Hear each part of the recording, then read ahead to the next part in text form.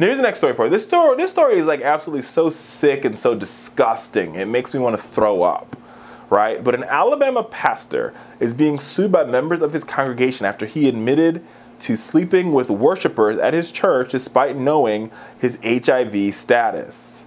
Juan Demetrius McFarland, who serves as the pastor of Shiloh Missionary Baptist Church of Montgomery, Alabama, told his congregation on September 14th that he had contracted HIV in 2013. And he learned in 2003, he contracted HIV.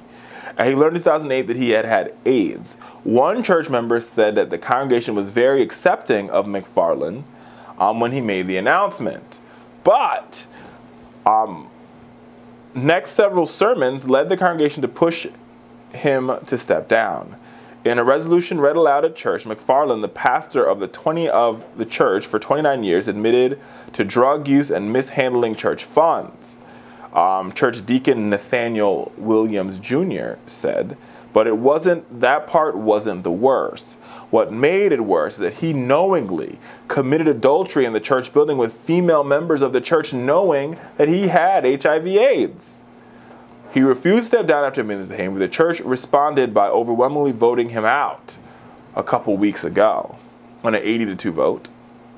But it hasn't stopped McFarland from appearing at church. He delivered a sermon this past Sunday on divine healing.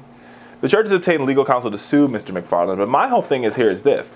First, why would you go where you're not wanted? Two, why would you, if you are so quote-unquote a man of the Bible, I'm the pastor, I'm the minister, I believe in divine healing, and that's all well and good, but first of all, why are you sleeping with none of your members?